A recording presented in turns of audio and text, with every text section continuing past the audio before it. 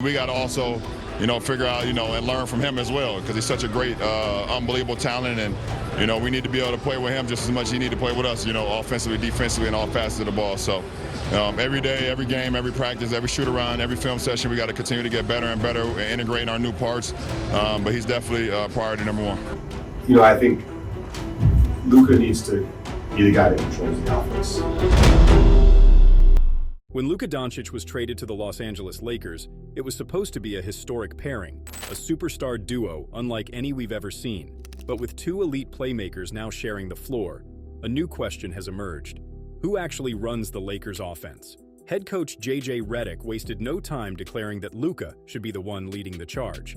But does that mean taking the ball away from LeBron James, one of the most ball-dominant players the game has ever seen? Because if history has taught us anything, it's this: LeBron James doesn't just give up control. With fans and analysts weighing in, the debate has ignited a firestorm of opinions. Is this the passing of the torch? Or are we witnessing a power struggle in real time? Let's break it all down. The Luka versus LeBron debate isn't just happening on the court, it's set the internet on fire. From Twitter, or X if we're being technical, to sports forums, fans are divided into two camps. Team Luka, who believe LeBron is holding Luka back and refusing to hand over the offense. Team LeBron, who argue that LeBron is carrying Luka while he finds his rhythm and adjusts to the Lakers' system. And as expected, the takes are coming in fast and furious. Some fans believe that Luka's early struggles have nothing to do with LeBron controlling the ball. Instead, they think Luka just isn't himself yet. One fan defended LeBron, calling out those blaming him for Luka's slow start. He pointed out that Luka shot 5 for 18 with 6 turnovers, arguing that LeBron is simply keeping the team afloat while Luka regains his rhythm. The numbers don't lie. Luka hasn't been in peak form, and some fans believe LeBron is just easing him into the offense, rather than taking over out of selfishness. Luka himself has acknowledged the chemistry is still building. Even Luka himself admitted this, saying the chemistry is improving every game. Even LeBron has gone on record saying that Luka is the Lakers' top priority, reinforcing the idea that he's not trying to take over, he's trying to help. LeBron has gone on record reinforcing the idea that Luka is the Lakers' top priority, and that he's not trying to take over the team, he's trying to help Luka settle in. Last one for you. What's important as you move forward here now, reintegrating Luka starting in the next game? It's not just the next game. It's going to be a process for us for the rest of the season, obviously. As we continue to learn, what we want to do offensively, defensively, our system, our calls, our cadence. And then we got to also, figure out, and learn from him as well, because he's such a great, unbelievable talent. And, we need to be able to play with him just as much as he need to play with us, offensively, defensively, and all facets of the ball. So every day, every game, every practice, every shoot around, every film session, we got to continue to get better and better and integrating our new parts. But he's definitely priority number one. So according to Team LeBron, there's no controversy, no power struggle, just one superstar helping another get comfortable. But then, there's the other side. Some fans aren't buying that excuse, thinking LeBron is holding him back. They believe Luka is being forced into a role player's position, unable to run the offense like he did in Dallas, and that LeBron's ball dominance is limiting what he can do. Another fan pointed out that LeBron is actually taking a step back more than people realize. They shared statistics that show Luka has had more on-ball time than LeBron this season, breaking down Luka's impact, despite not having control of the ball as much as he usually does. The argument here? Luka is still producing at a high level, but he's not playing his game. He's adapting to LeBron's system, rather than the other way around. This fan, however, sees some positive moments, highlighting Luka and LeBron's chemistry growing in certain situations. To fit out with this team. I mean, it's, like I said before, it's special. For him to say something like that, it just feels amazing, give me confidence. And, after that speech, it was chills. So I was just happy to be part of it. Even Luka himself acknowledged LeBron's gesture of respect when he let him be introduced last in the Lakers' starting lineup, something usually reserved for the team's biggest star. This account shared Luka's thoughts on the moment, when Luka said LeBron texted him about being introduced last during the starting lineup. He texted me in the morning, he said, whatever you want. And I said, for him to text me that, it's just amazing. So shows what kind of person he is. And, he let me have my moment, so I really appreciate it. So is LeBron really holding Luka back? Or is this just the natural growing pains of two ball-dominant superstars learning to coexist? What we're seeing right now isn't just about Luka or LeBron. It's about power. Who dictates the pace? Who makes the big decisions in crunch time? Who gets the final shot? Right now, it's still up for debate. But one thing's for sure, this conversation isn't dying down anytime soon. LeBron James has built a career as one of the greatest playmakers in NBA history. His ability to orchestrate an offense, control the pace, and dictate every possession has made him the centerpiece of every team he's ever played for. But with Luka Doncic now in the mix, the question remains, can LeBron actually take a step back? Or will history repeat itself? Because, let's be real, LeBron James doesn't just share an offense. For 2 decades, he's been the one with the ball in his hands, the final say on every decision, the player everything runs through. And that's worked. He's a 4-time NBA champion, one of the most dominant forces the game has ever seen. But is his dominance now hurting the Lakers' new star? Some fans believe Luka has already been reduced to a lesser role, comparing his situation to what happened with Kevin Love in Cleveland and Chris Bosh in Miami, 2 stars who had to sacrifice their game to fit into LeBron's system. One fan didn't hold back, saying that Luka is being turned into a glorified role player, just like Kevin Love in Cleveland, saying the results will just lead to more losing in the end, and the frustration doesn't stop there. Another fan called out LeBron's offensive approach, arguing that he's still treating the Lakers' offense as if it belongs to him, rather than letting Luka run the show like he did in Dallas. This man is already tired of watching LeBron dominate possessions. The argument? LeBron is still treating the Lakers' offense like it's his own personal playground, rather than letting Luka run the show like he did in Dallas. The frustration is clear. Some believe LeBron is limiting Luka's greatness, forcing him into an off-ball role that doesn't fit his game. Another fan echoed this sentiment, saying that we may never see the same Luka from Dallas again if LeBron keeps controlling possessions, believing this will limit Luka's greatness. And then there's the harshest take of them all. One fan summed it up in brutal fashion, saying that even at 40 years old, LeBron still forces elite offensive players into secondary roles, reducing them to role players. But is that really what's happening? LeBron has actually played off-ball, right? While the criticism is loud, some stats tell a different story. One fan broke down the numbers from a recent game and found that LeBron wasn't even the primary ball handler. In fact, Luka had the ball more than anyone. According to this breakdown, LeBron has actually taken a step back, allowing Luka to handle the ball far more often than people think. Another fan added even more context, showing that Luka's usage rate is actually higher than LeBron's was in his prime. That's a huge difference. So while it might look like LeBron is controlling everything, Luka is actually leading in usage rate.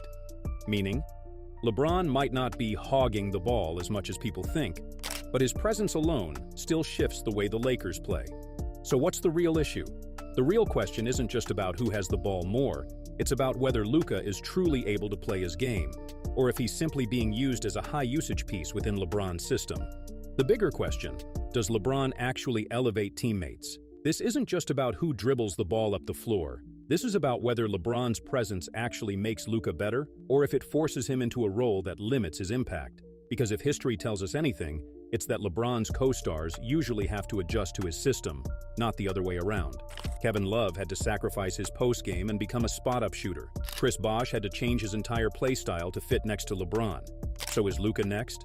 Will he still be the player we saw in Dallas, dominating possessions and running the show? Or is he about to become another star forced to fit into LeBron's world? Either LeBron fully embraces the role of secondary playmaker, or Luka will have to adjust to playing off-ball in ways he never has before. The Lakers are running out of time to figure it out, but one question remains. Is LeBron actually willing to step aside? Or is it still the King's way or no way? For years we've heard it. LeBron James makes everyone around him better. It's one of the most common narratives in basketball, a statement thrown around every time a LeBron-led team wins. But is it actually true? Or is it just a media-driven myth that ignores the reality of what happens when you share the floor with the king? Because if history tells us anything, it's that playing alongside LeBron doesn't always mean you'll thrive, it means you'll have to adjust. And now, the question is whether Luka Doncic is the next superstar forced to sacrifice his game just to fit in. Let's be clear, LeBron James is a generational talent. His vision, his playmaking, his ability to control every aspect of the game is unmatched. But the cost of playing next to him? You don't play your game, you play LeBron's game. And if you're a role player who thrives off open threes and easy cuts, that's great. LeBron will find you, set you up, and make you look better than you really are. But if you're a star who needs the ball in your hands to be at your best, you're in trouble. Because sharing the floor with LeBron doesn't mean he'll adjust to you. It means you'll have to adjust to him. And Luka? He's never been a player who adjusts to anyone. This isn't just speculation, it's happened before, again and again. In the Miami Heat era, Wade, a finals MVP and one of the best guards of his generation, had to give up his role as the primary option and take a back seat. Chris Bosh, once a dominant post player, was turned into a stretch big who barely touched the ball. Their roles diminished while LeBron's numbers soared.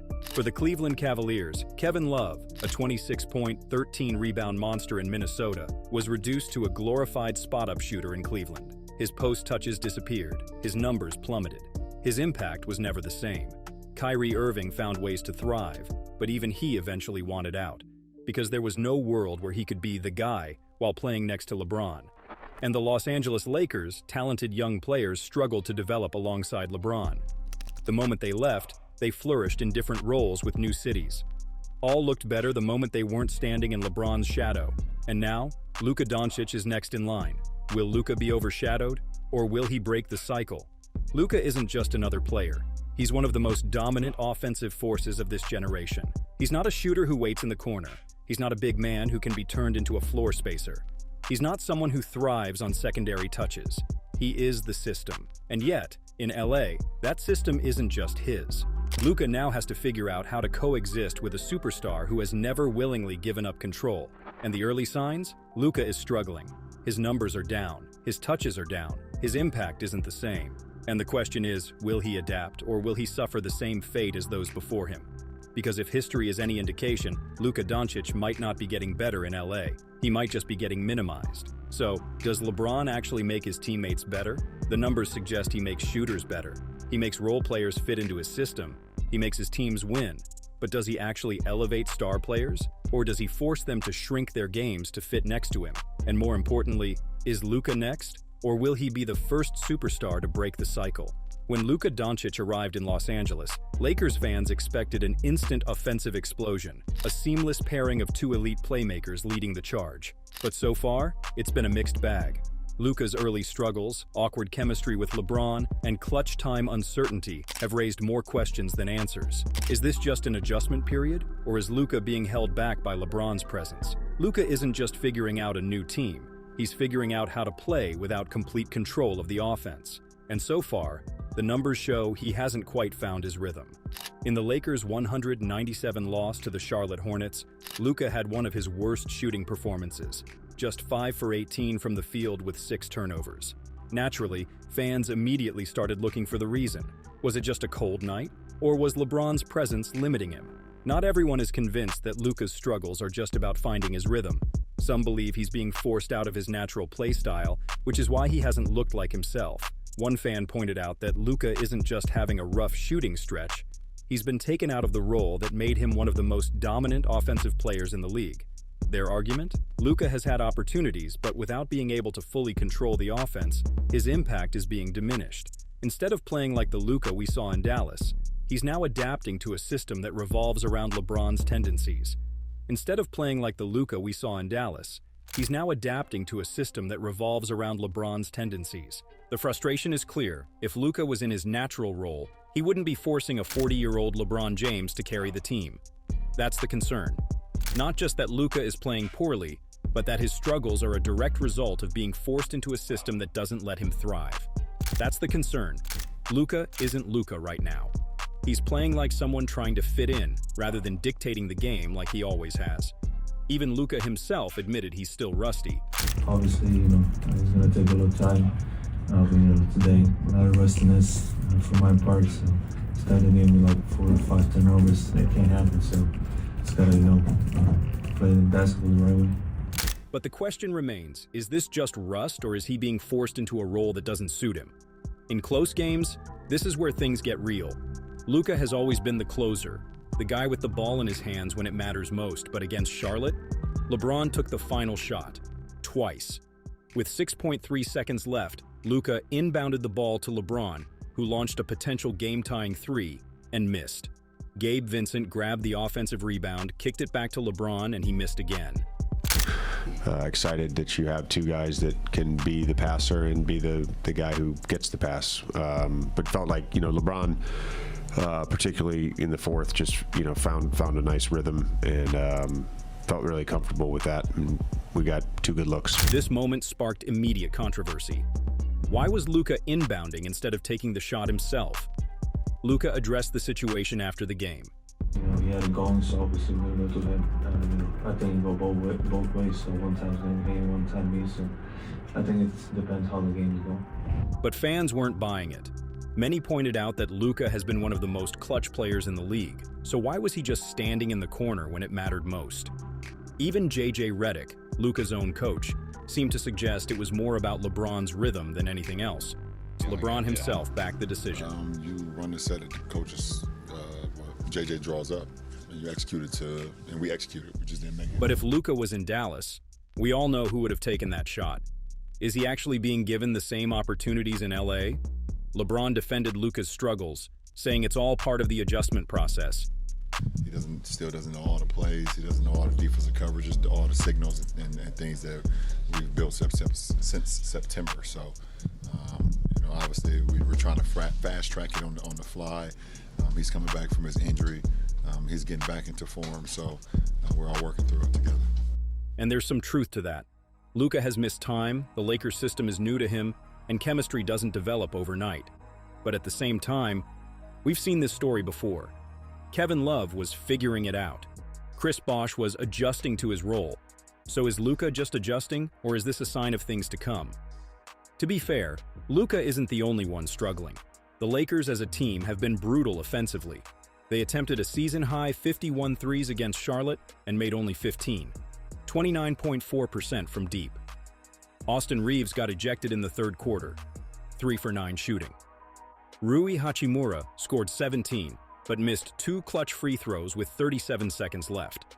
Luka and LeBron combined for 10 turnovers. Even Redick admitted the offense was a disaster.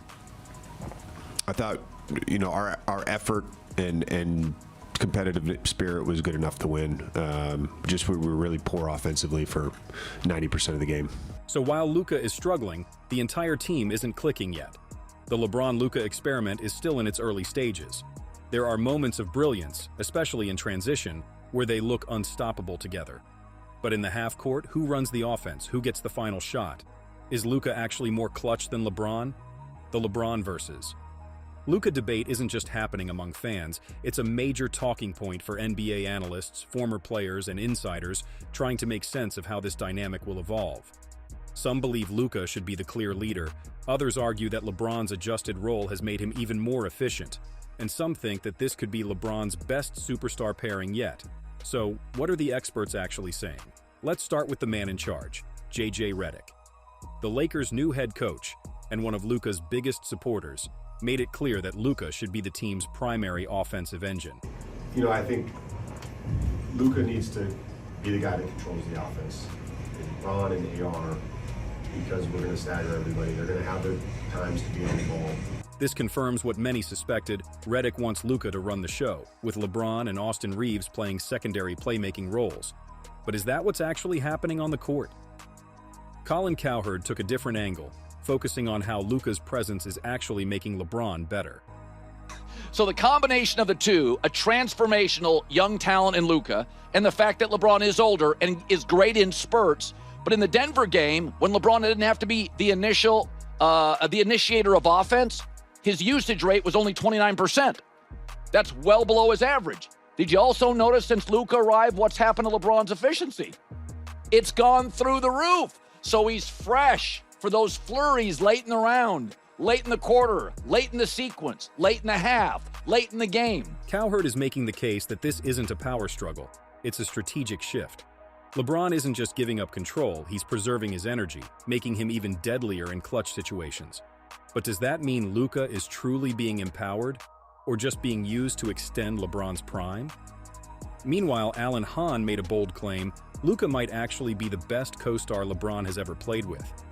The point is that LeBron is recognizing the skill set that he has with him and how to play with it. And you could argue that Luka might be the better fit with LeBron than anybody he's ever played with, including Dwayne Wade. Wade didn't have the perimeter game that Luka has. They were both clutch. They both certainly knew in the big moment. But the passing ability that Luka brings could unlock a little more of LeBron even at this age. That's a huge statement. Wade and LeBron had incredible chemistry, But according to Hahn, Luca brings a perimeter game and elite passing ability that Wade never had. If this is true, then maybe this isn't about Luca adjusting to LeBron. Maybe it's about LeBron adjusting to Luca. Redick wants Luca as the primary playmaker. Cowherd argues that Luca's presence makes LeBron more dangerous in the clutch. Hahn suggests Luca might be the best fit LeBron has ever played with. But the real question is, will this work long-term, or is a conflict inevitable? Because history tells us one thing: LeBron has never fully stepped aside for anyone. So, is this time any different? Or is Luca just the next superstar trying to find his place in LeBron's world? So, who really runs the Lakers' offense? Team Luca believes he's at his best when he controls the game, and LeBron needs to take a step back. Team LeBron argues that he's still the smartest decision-maker, and Luca should be the one adjusting. Is this the passing of the torch, or is this still LeBron's team? Should the Lakers fully hand the offense to Luca, or are we watching the beginning of another failed superstar experiment? Let us know what you think in the comments, because one way or another, something has to give.